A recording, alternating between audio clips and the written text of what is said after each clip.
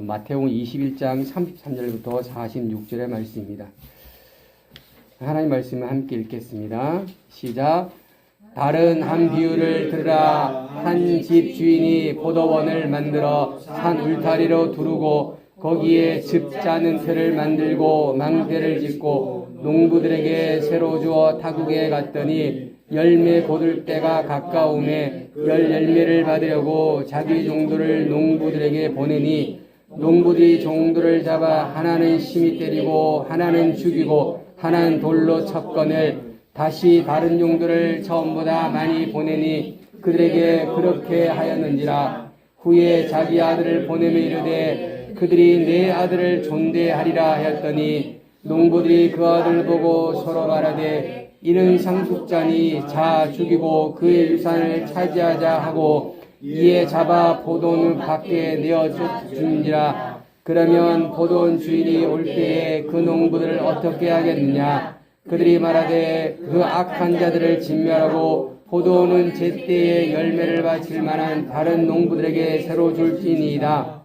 이르시되 너희는 성경의 건축자들이 버린 돌이 모퉁이의 머릿돌이 되었나니 이것을 주로 말미암아 된 것이요 우리의 눈에 기이하다는 말을 읽어본 일이 없느냐. 그러므로 내가 너희에게 이르노니 하나님의 나라를 너희는 빼앗기고 그 나라의 열매를 맺는 백성이 받으리라. 이 돌 위에 떨어진 자는 깨지겠고 이 돌이 사람 위에 떨어지면 그를 가루로 만들어 흩으리라 하시니 대제사장과 바리새인들이 예수의 비유를 듣고 자기들을 가리켜 말씀하신 줄을 알고 잡고자 하니 무서워하니 이는 그들이 예수를 선지자로 알미더라. 아멘. 오늘 이 본문의 말씀을 가지고 내가 만든 하우스, the house I made 라고 말씀을 준비했습니다. 우리 한국의 집은요, 단어는 하나입니다. 근데 영어는 단어가 두 개입니다. 그 첫 번째 home입니다. home. 그리고 두 번째는 house입니다. 이 home과 house가 뭐가 다르냐? home은 우리의 가족, 이런 가족, 관련 가족을 홈이라고 합니다. 근데 하우스는 건물입니다. 건물적인 집을 하우스입니다. 내면적인 집을 홈이라고 하면 우리 외형적인 집은 하우스라고 할 수 있습니다. 그래서 어떤 하우스는 이렇게 벽돌로 짓습니다. 그리고 어떤 하우스는 이렇게 나무로도 짓고요. 어떤 하우스는 이렇게 비닐로도 짓습니다. 그리고 어떤 하우스는 우리가 많이 기거하는 시멘트로도 모래도 짓습니다. 근데 이 하우스만 있는 것이 아닙니다. 마태복음 12장 43절에 가면 이렇게 말합니다.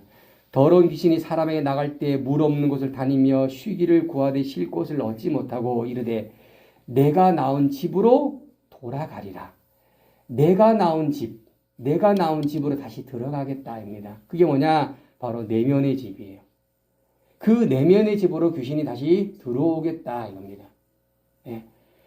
우리가 외형적인 집만 존재하는 것이 아니고 이렇게 보이지 않는 우리 내면의 집, 바로 우리 마음의 집이 존재한다는 것입니다. 이 마음의 집이 무엇으로 지었냐 이거죠. 그리고 이 마음의 집에 누가 기거하느냐입니다.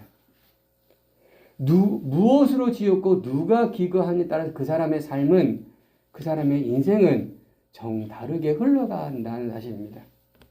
우리는 늘 말합니다. 우리의 환경이 안 좋으니 이렇게 말합니다. 그런데 그렇진 않아요. 다 성공자들과 오늘 성경도 모두 말해요. 환경의 문제가 아니에요. 뭐의 문제냐? 너의 at heart, 너의 중심이, 너의 마음이 문제라는 거예요. 하나님이 기거하는 성령의 자리가 문제라는 것입니다. 오늘 우리 보이지 않는 이 내면의 하우스에 무엇으로 만들었고 그가 어디에 누가 기거하느냐 이것입니다. 이것을 한 번 더 심도 있게 살펴볼 예정입니다. 지난주에 나눴던 말씀이에요. 마태복음 21장 23절에 가면 예수님이 성전에 가르쳤을 때 대제사장과 장로들이 이렇게 물습니다. 내가 무슨 권위로 일을 하느냐? 또 내가 이 권위를 누구에게 주었느냐? 누가 주었느냐? 이렇게 그들은 질문을 합니다. 이 질문을 가지고 제가 지난주에 말씀을 전해드렸습니다. 이 질문이 가지고 있는 굉장히 무게가 무엇이냐면 이 질문 이후에 벌어지는 이야기들이 현재 장황하게 설명이 되고 있어요.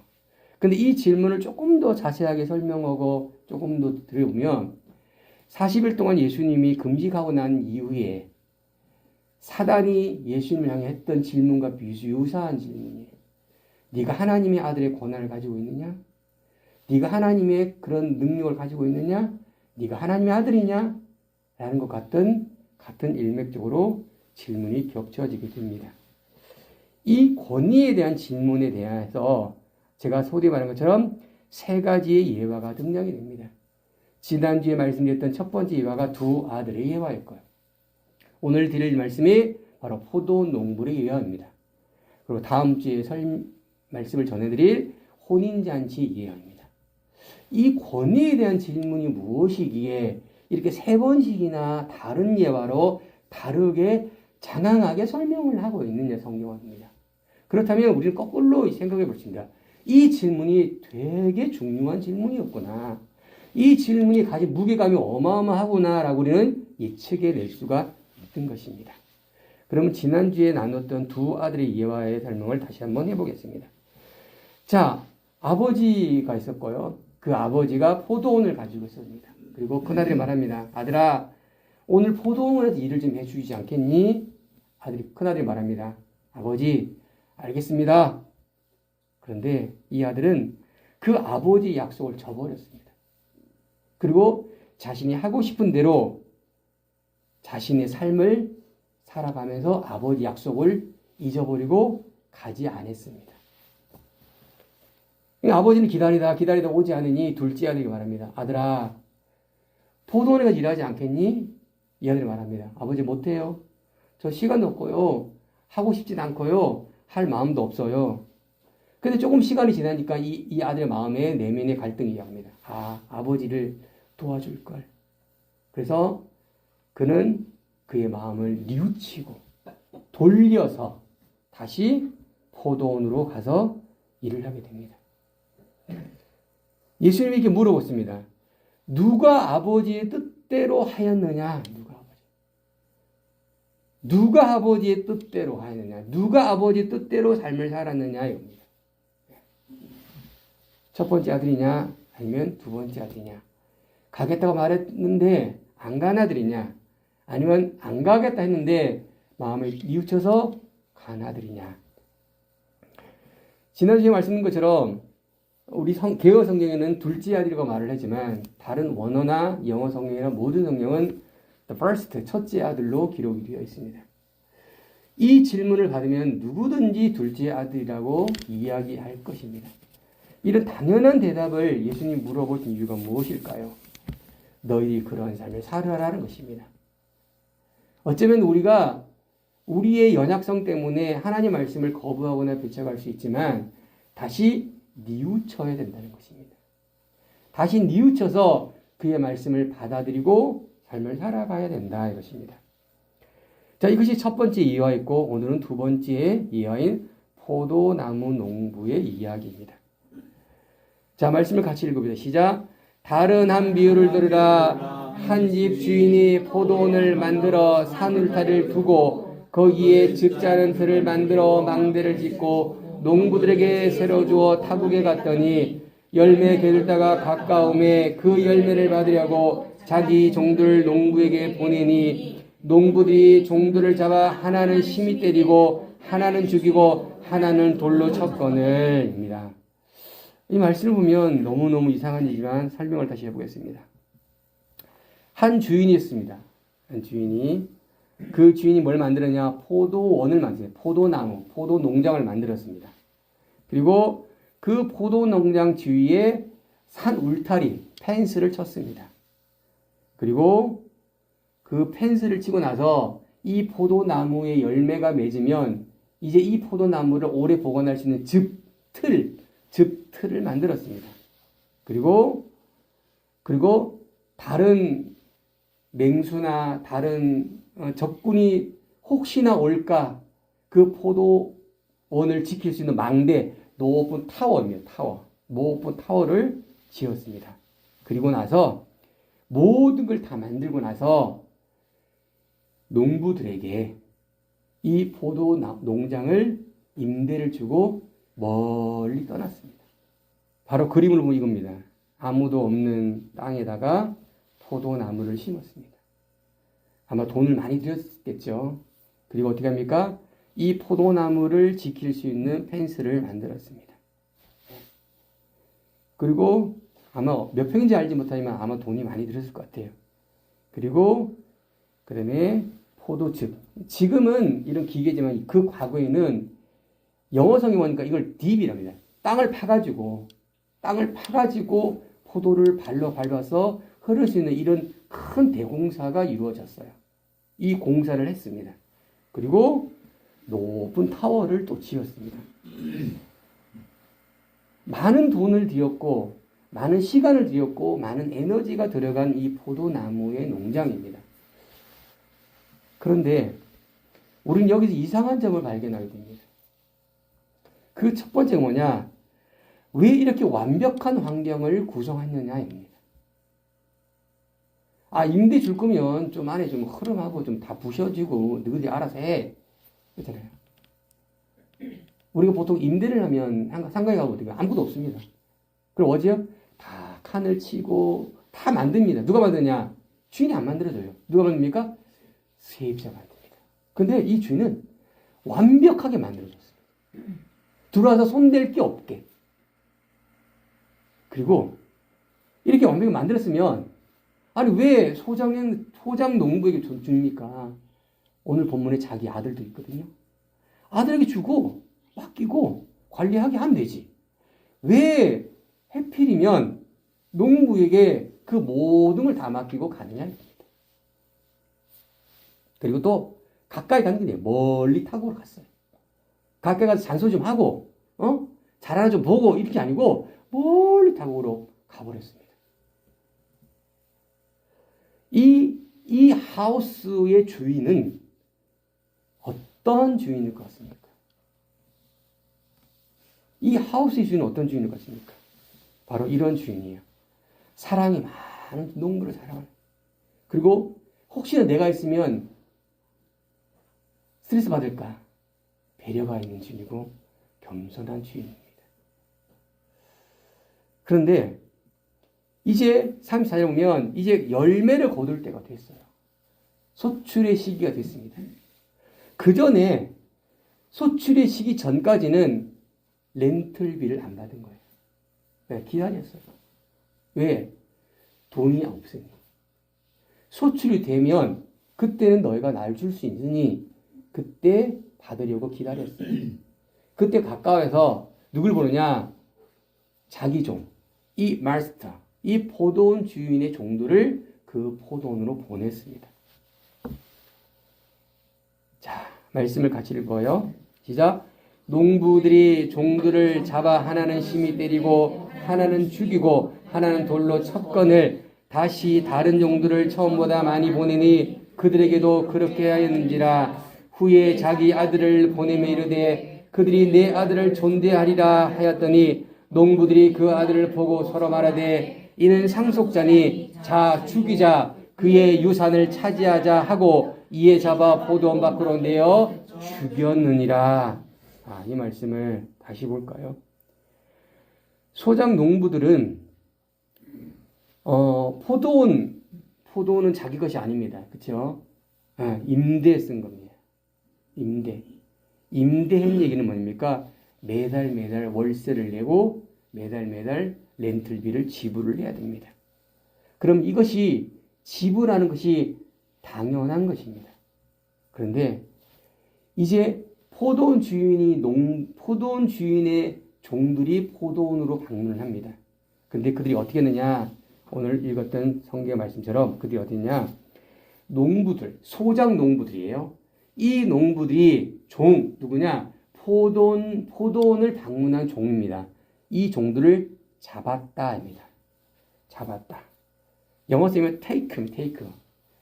이걸 원문으로 보면 람바노입니다. 이 람바노가 뭐냐면 지배하다예요. 그걸 잡은 게 그게 아니고 지배한 거예요. 잡혀진 사람의 아무런 의지가 없고 소작 농부들은 그 포도원의 종들을 잡았어요.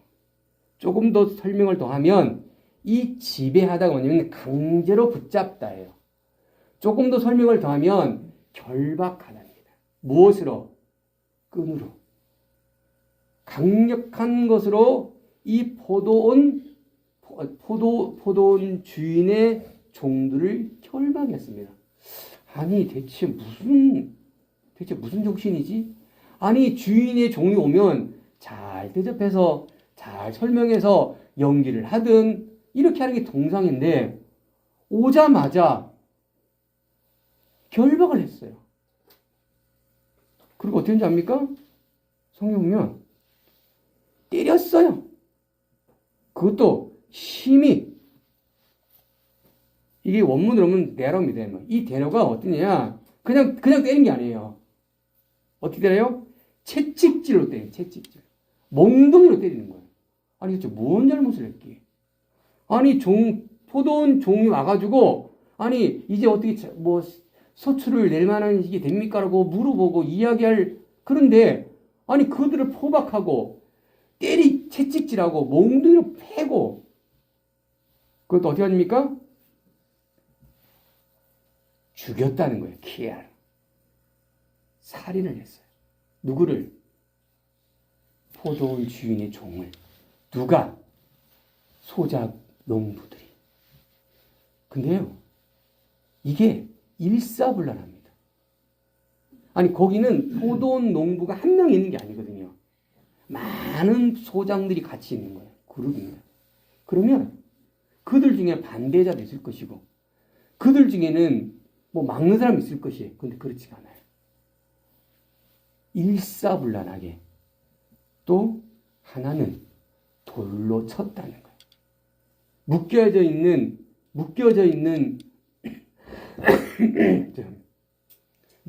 있는 포도원 주인의 종을 돌로 치면 어떻겠습니까? 피가 절절절절절.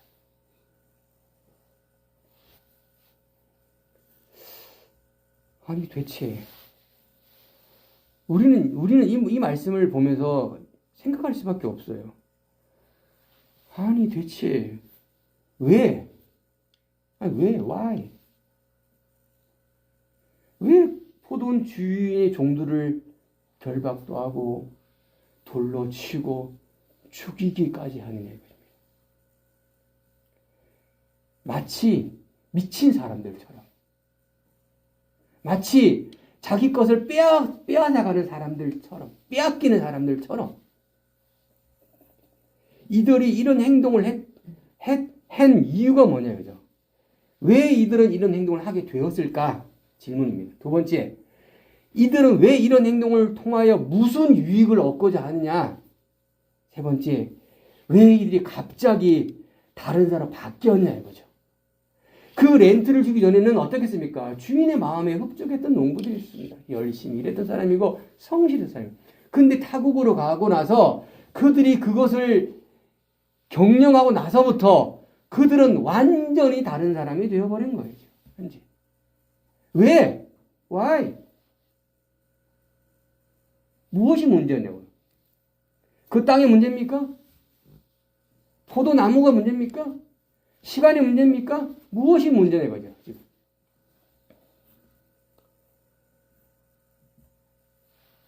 온 집에 불이 나고 있습니다. 이거 결과입니다. 이렇게 집이 불타고 있는데 이 불타게 된 원인이 있지 않겠습니까? 분명히 이 집이 불타게 된 원인이 있을 것입니다. 그 원인은 뭘까요? 바로 이겁니다. 어린아이가 작은 성냥불로 불장난을 했습니다. 시간이 지나니까 이 작은 불이 큰 불이 되었고 온 집을 불타게 되었습니다. 이게 원인과 결과입니다. 원인과 결과. 우리는 결과를 보는데 그 결과에 연속적으로 존재하고 있는 그 원인을 우리는 알아야 된다는 사실입니다. 다시 본문의 말씀을 들어가면 이 포도원 소장농들이 포도원 주인의 종들을 심히 때리기도 하고 결박도 하고 살인도 저지르고 돌로 쳐서 피가 철철철철철 나음에도 불구하고 그들은 아무런 미동도 하지 않고 있다는 거예요.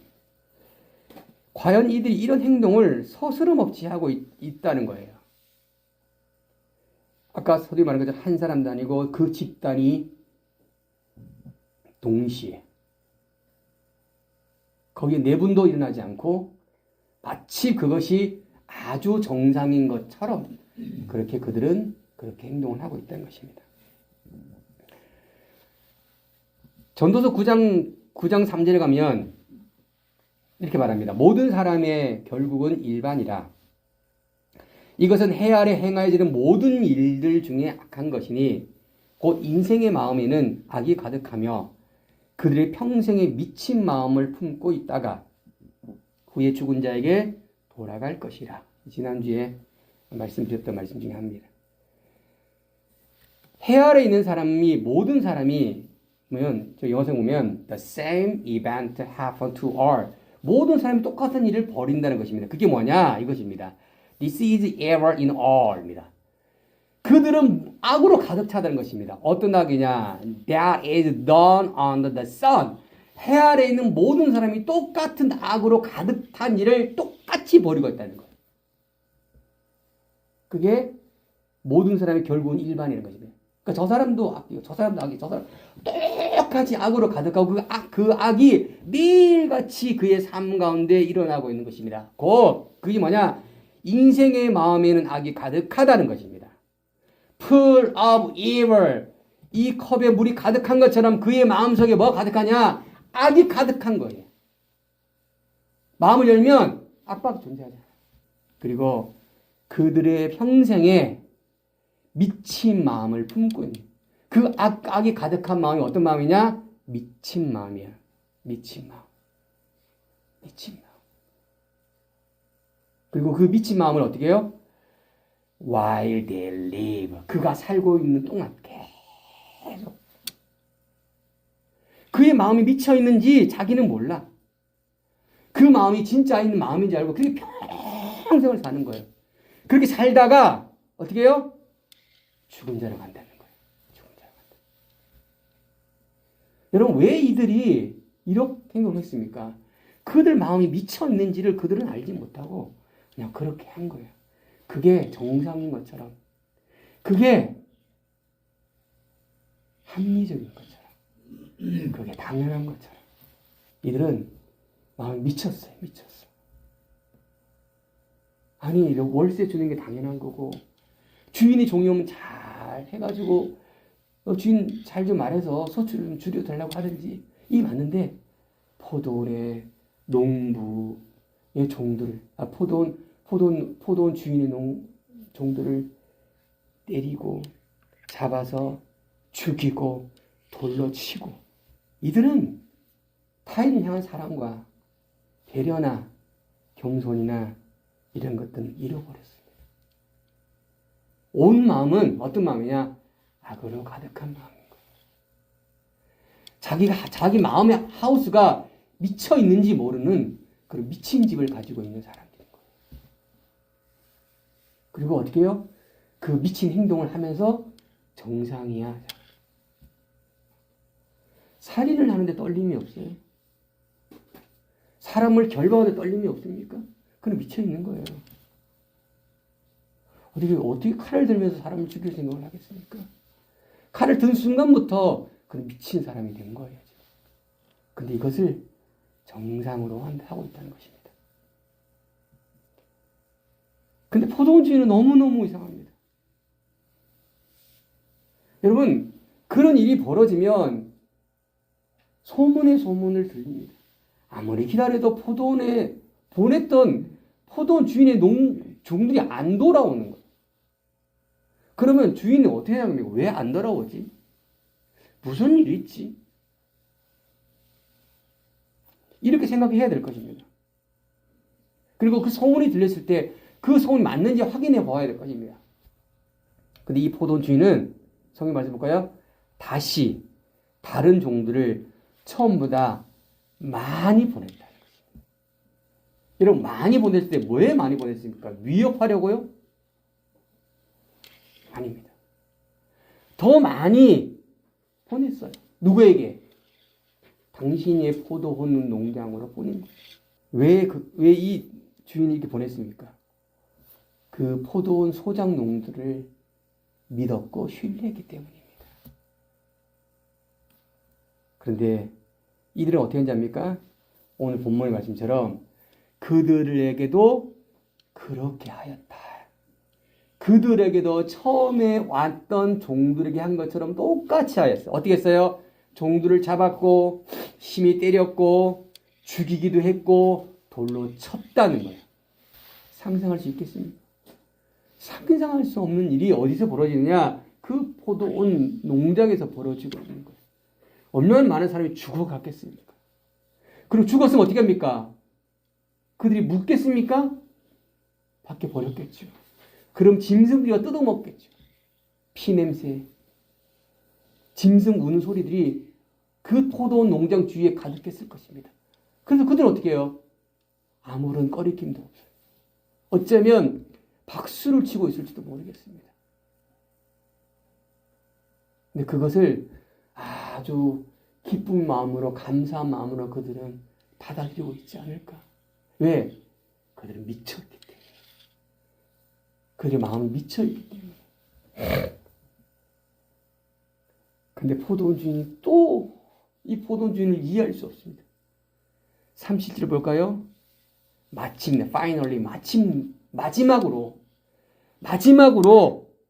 자기 아들을 하니 지금 종들이 가서 그렇게 이상한 일이 벌어지고 죽음의 직면이 있을지도 모르는 그런 환경인데도 불구하고 그럼 군대를 보내서 확인한 다음에 무언가 결정을 해야 되는데 불구하고 자기 아들입니다.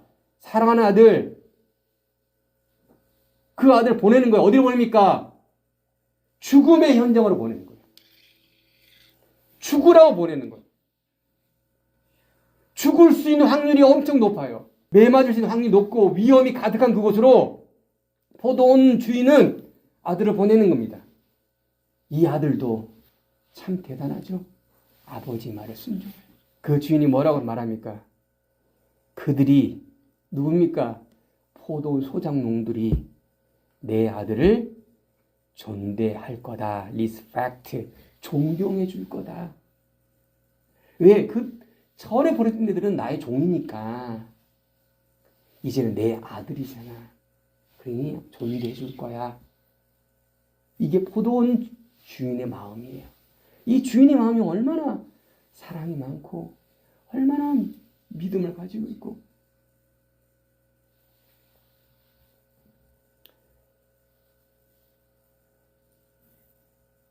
그런데 말입니다. 이들은 미쳐있는 마음이기 때문에 이들이 이렇게 고백을 합니다. 뭐라 합니까? 농부들이 그 아들을 망대에서 보고 서로 말하는 거예요. 뭐라 하냐? 상속자다. 자, 죽이자. 자, 죽이자. 자, 죽이자. 그의 유산을 차지하자. 그의 유산이 누굽니까? 포도원 주인의 유산이에요. 내 것 아니잖아. 그러면 잘 쓰고 돌려드려야 되는데 이거를 자기 거로 만들겠다는 것입니다. 이들이 결국은 무엇입니까? 이들이 진짜 속마음이 무엇입니까? 포도원 농장을 자기 거로 만들고 싶은 것이 자기의 진짜 마음이었어요. 그러니 생명을 뺏어도 돌로 쳐 죽여도 피 흘려 울부짖는 그들의 소리를 들어도 외면한 거예요. 당연히 이거를 얻기 위해서 희생이라고 생각한 거예요. 이들은 다 똑같이 미쳤습니다. 모두 미쳤어요. 그 포도원에 있는 농부들은 다 미쳐버렸어요. 무엇을 위해서? 포도원 농장을 위해서. 다 미쳐버렸어요. 어떤 대가를 치루어도 그들은 포도 농장만을 취하면 되는 거였어요. 근데 이 주인이 그걸 몰랐을까요? 모르면서 종들 보내고 또 종 보내고 자기 아들 보냈겠습니까? 여러분 잠언서 22장 8절에 이렇게 말합니다. 악을 뿌리는 자는 재앙을 거둔다. 뭐라고요? 악을 뿌리는 자는 뭘 거둬요? 재앙을 거두게 되는 것입니다. 이들은 알지 못합니다. 갈라디 6장 7절 가면 이렇게 말합니다. 스스로 속이지 마라. 하나님을 업신여김을 받지 아니하시나니 사람이 무엇을 심든지 그대로 거두리라. 자기 육체를 위해 심는 자는 육체로 썩어질 것을 거두고 성령을 위해 심는 자는 성령으로 영생을 거둔다. 할렐루야. 이들이 심는 게 지금 무엇입니까? 이들이 지금을 뿌리는 것이 무엇입니까? 그가 누가 보아도 이들은 악을 뿌리고 육체를 심는 이들입니다. 이들은 어떻게 합니까? 이 주인의 아들을 잡아서 포도 밖에 나가서 내쫓아 죽였다. 죽였다. 이들의 행위입니다. 죽였다. 이들은 악을 뿌리고 육체를 위해 그들은 육체를 거두기 위해서 자기의 모든 것을 다 투자하고 있다는 사실입니다. 주인의 아들은 포도원 발에 발도 못 붙이셨어요. 그렇게 피를 흘려 죽었습니다. 웃음을 띠면서 죽었겠죠. 이거는 뭐 연쇄살인범도 이런 살인범이 어디 있습니까? 이런 현장이 벌어지고 있었던 것입니다. 예수님은 물어봅니다. 그러면 포도원 주인이 올 때에 그 소작 농부들을 어떻게 하면 좋냐라고 예수님이 대제사장과 장로들에게 물어봤습니다. 여러분에게 물으면 어떻습니까?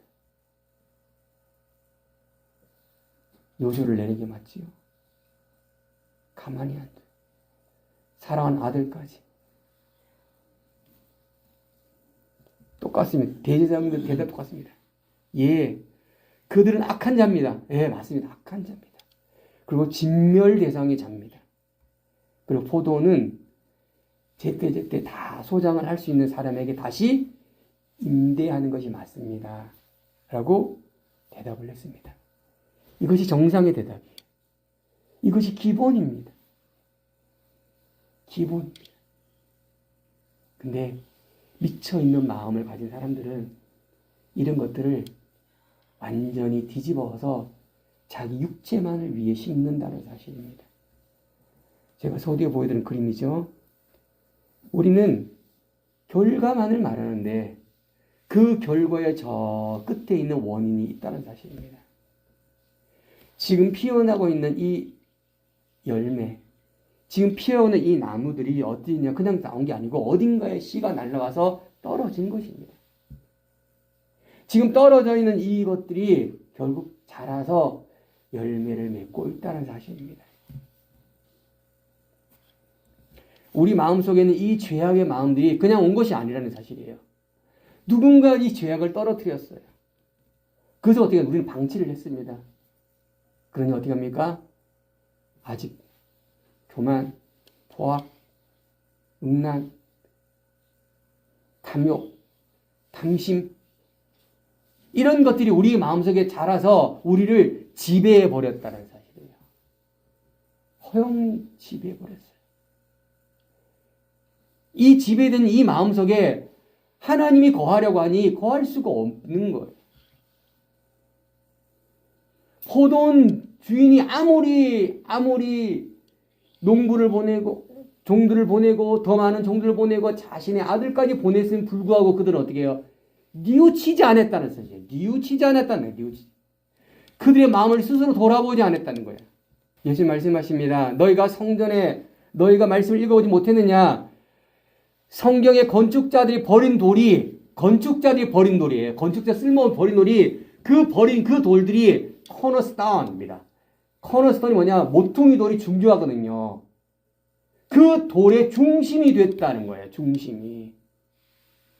그 말을 읽어보지 못했냐? 예수님 말씀하십니다. 하나님 나라를 너희는 빼앗기고 그 나라의 열매 있는 백성이 받는다입니다. 받는다. 오늘 이 예화의 핵심 부분이 바로 요 말씀이에요. 너희가 누구인지를 너희 스스로 알지 못하느냐 이겁니다. 너희가 만든 그 집을 통해서 너희가 하나님 나라를 만들고 하나님 나라의 열매를 맺는 것이 너희의 하우스가 해야 될 일이고 그 하우스에 함께 기거할 사람들이 함께 있어야 될 것인데 그런데 너희는 어떻게 했어요? 하나님 나라에 관심이 없는 거예요. 아무런 관심이 없는 거예요. 그래서 어떻게 합니까? 그들은 자신의 유익만을 찾는 거예요.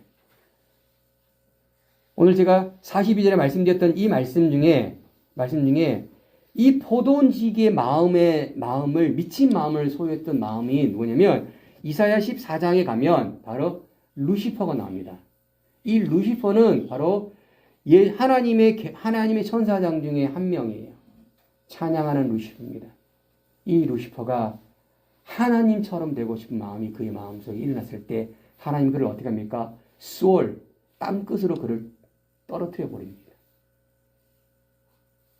그래서 하나님 그 수월에 있는 그 루시퍼를 어떤 기한까지만 허락해 주신 것입니다. 그 백보자 심판이 되면 이 수월에 있는 이 루시퍼는 심판의 대상이 되는 것입니다. 루시퍼는 어떻게 하든지 간에 우리의 마음을 미친 마음으로 만들어서 그들의 쫄자가 되게 만드는 거예요. 그래서 어떻게 해요? 하나님의 열매를 맺지 못하도록 하는 것입니다. 결론의 말씀을 제가 전해드립니다. 여러분 두 아들의 예화와 포도원 농부의 예화는 바로 하나님 나라에 들어가는 자와 하나님 나라에 들어가지 못하는 자의 구분인 것입니다. 하나님 나라에 들어가는 자가 누구입니까? 명예 있는 자입니까? 돈이 있는 자입니까? 아닙니다. 하나님 나라에 들어가는 사람은 아버지의 뜻대로 사는 사람인 거예요. 그러면 아버지의 뜻대로 산다는 것이 무엇입니까? 많은 돈을 만드는 게 아버지 뜻입니까? 많은 공부를 하는 게 아버지 뜻입니까? 아닙니다. 성경은 뭡니까? 창녀가 그러하고 과부가 그러하고 세리가 그러하다고 지난주에 말씀을 들었지 않습니까? 아버지 뜻을 거부했지만 생각해보니까 내가 안 되겠어. 뉘우친 아들. 왜 완벽한 포도 농장을 만들고 그들에게 주었냐 이거죠. 엄청난 소작을 원하셨을까? 아닙니다. 한 달란트 받았든 2달란트 받았든 5달란트 받았든 이게 중요하지 않다니까요. 그 받은 거 뭐 했냐 이거죠. 아버지가 왜 줬냐 이거죠. 왜 줬냐. 저도 목사가 됐으니까 성도가 많았으면 좋겠어요. 막 10,000명 됐으면 좋겠어요. 이건 내 욕심이야. 내 육체의 욕심이야. 하나님 맡긴 영혼은 한 영혼이 천하보다 귀하면 그 영혼을 위해서 충성해야 되는 게 맞는 거죠. 이것이 제가 해야 될 일이라면 그거 해야죠. 욕심을 위해 심으면 욕심의 열매를 냅니다. 그것이 아버지 뜻이냐? 퀘스천 마크를 지어야죠. 우리 삶은 마찬가지라는 거예요. 우리가 어떤 열매를 맺어야 되느냐 이것입니다. 어떤 열매? 하나님이 기뻐하는 열매. 할렐루야. 아멘. 하나님이 기뻐하는 열매를 맺어야 돼요. 가시떨기 나무를 맺으면 의미가 없다니까요. 그들은 자기 그 포도원 주인의 아들을 죽인 것 동시에 상속자가 될 수 있는 확률이 높지만 그건 하나님이 기뻐하지 않는 열매라는 겁니다. 하나님이 기뻐하는 열매는 무엇입니까? 아버지의 뜻대로 행하는 것 이것입니다. 아멘. 이것입니다. 아버지의 뜻대로 하는 것입니다. 아버지 뜻과 내 마음이 연합하는 것입니다. 그러면 내 마음이 미친 마음이 되면 연합이 안 돼요. 내 만든 하우스가 사단이 들어와서 사단이 기거할 그런 쓰레기 마음이 되면 안 된다고요. 내가 무슨 권위로 이런 일을 하느냐, 누가 이런 권위를 주었느냐라고 질문하는 이들의 마음속에는 무엇이 담겨져 있습니까? 악함이 남겨져 있는 거예요. 무슨 권위로 예수님이 가르치겠습니까? 하나님이 주신 권위예요. 하나님의 권위예요. 근데 무엇을 질문합니까, 대체? 그 질문의 대답이 예수님이 이렇게 장황하게 설명을 하는 겁니다. 제발 네 마음을 좀 뉘우쳐라. 제발 너의 마음속에 있는 것들을 스스로 쳐다봐라. 그리고 너의 마음의 집에 누가 기거할 수 있도록 네가 어떻게 만들 것인가에 대한 질문이고 도전인 것입니다. 여러분, 우리 매일매일 뿌리죠? 네, 뿌립니다. 매일 뿌립니다. 무엇을 뿌립니까? 이겁니다. 악을 뿌리면 재앙이 온다잖아요. 악을 뿌리면. 우리가 뿌리는 것이 하나님의 뜻, 하나님이 기뻐하는 열매를 뿌리시기를 축복합니다. 아멘. 그러면 자라게 하시는 일은 하나님이라고 하잖아요. 우리가 할 일은 뭡니까? 뿌리는 거예요. 그 뿌린 것이 빨리 안 나서 액을 복구할 때 하나님 도와주세요라고 기도하는 거예요. 하나님 내 원대로 말이야. 누구의 원대로? 아버지의 원대로예요. 내 원이 아니야. 내가 원하는 것이 하나님 원하는 게 아니라니까요. 근데 우리는 내 원하는 것이 하나님이 원하는 것이라고 생각한다. 이거 잘못된 거예요. 성장하면 아버지의 뜻이 무엇인지를 깊이 생각하는 거예요. 근데 어리면 내 것만. 어린아이 그렇잖아요. 어린아이가 순순하지만 걔들은요, 자기밖에 몰라요. 자기 손에 있는 사탕이 중요해. 우리 어떻게 하죠? 매일매일 심습니다. 무엇을 심죠? 육체를 위해를 심습니다. 육체만을 위해 심으면 안 돼요. 우리는 육신이 있기 때문에 육체를 위해 심습니다. 근데 육체만을 위해 심으면 안 돼요. 하나님이 기뻐하는 것을 매일매일 심기를 축복합니다. 예. 그게 뭔지, 하나님이 뭘 기뻐하는 건지, 나를 통해 하나님이 기뻐하는 게 뭔지를 스스로 생각하셔야 되는 거예요. 하나님, 저 사람처럼 아니라니까요. 저 사람에게 준 것과 내게 준 것은 다르다 이겁니다. 예. 다 컵이 다 다르잖아요. 다른 컵이라니까요. 다른 모양 다르고 색깔 다르고 크기 다르고 다 달라. 그러면 그 컵만큼 그냥 하면 돼. 근데 저 컵이 안 됐어요, 하나님. 왜 나는 안 줘요? 이렇게 하면 하나님이 속상하잖아. 아니, 왜 아버지 마음을 힘들게 하냐고요, 그치? 아버지 마음을 이해한다면 그렇게 하지 말아야지. 아버지 주시니 감사합니다. 근데 힘드니까 조금 더 저를 더 힘들게 하지 않게 힘주세요. 이렇게 해야지. 그냥 이거 다 없애고 그거 적어주세요. 그러면요, 하나님이 기가 아파. 그래서 기도도요, 적당히 하세요. 적당히. 달라고 막 하면 하나님이, 아이고, 저놈 새끼 언제 깨달을까? 그만 좀 달라고 하지. 알아서 줄 텐데. 하나님이 이렇게 알아서 다 완벽하게 주신다니까요. 할렐루야. 아멘. 여러분, 여기에 돈이 누가 들어갔습니까? 그냥 포도주의 다 돈 투자했어요. 완벽하게 농사할 수 있도록 퍼펙트하게 주셨다는 사실을 기억을 해야 됩니다. 근데 우리는 더 달라고 하잖아요. 더 줘요. 뭘 더 줘 대체? 뭘 더 줄까? 더 달라고 하는 건 우리 속에는 뭐가 있습니까? 욕심에 악이 들어가 있는 것입니다. 많이 있는 게 잘못된 게 아닙니다. 그 많은 거 뭐 할 거냐, 그죠? 많은 거 뭐 할 거냐. 중요한 거는 많으면 뭐 할래? 이거면. 우리는 사람들의 소리에 귀를 기울이면 안 돼요. 누구의 소리에 귀를 기울여야 돼요? 하나님의 소리에 귀를 기울여야 돼요. 내 속에서 일어나는 소리가 다 하나님 소리가 아니에요. 내 속에 들리는 게 모든 게 하나님의 소리가 아닙니다. 하나님이 무엇을 말하는지를 우리는 분별할 수 있는 뭐가 필요해요? 명철이 필요한 거예요. 내가 만든 하우스에 누가 기거해야 되겠습니까? 누가 기거할 수 있는 하우스를 만들겠습니까? 누가 기거할 수 만들겠습니까? 악한 영혼이 들어와서 내 마음의 하우스를 기거해서 나를 좌지우지하면 그것이 악한 것인지 선한 것인지를 분별하지 못하는 그런 삶을 살지 아니하고 이것이 하나님이 기뻐하는 것인지 하나님 기뻐하지 않는 것인지를 온전히 구분해야 되는 거예요. 그리고 그 구분되어 있는 그 마음을 가지고 성령이 언제든지 기거할 수 있는 거룩한 곳으로 만들어 가셔야 되는 것입니다. 그리고 그곳에 날마다 하나님이 기뻐하는 씨를 뿌리셔야 되는 거예요. 그러면 뿌리고 나면 거두는 일은 누구시요? 하나님이시잖아요. 그러니까 우리는 뿌리기만 하세요. 뿌리기만. 왜 안 났지? 생각하지 마세요. 뿌리세요. 심으세요. 이것이 우리가 해야 될 일이에요. 뿌리고 날마다 뿌리고 심고 나서 잊어버리고 또 뿌리고 또 심고 잊어버리고 그럼 하나님이 알아서 나게 하실 것입니다. 그리고 그 열매의 소출은 하나님이 다 가져가지 않으시는 거예요. 우리에게 다시 돌려주시는 것입니다. 예. 그런 은혜가 우리 가운데 넘치길 축복합니다. 하나님의 뜻이 우리를 통해서 펼쳐지기를 예수 이름으로 축복합니다. 축복합니다.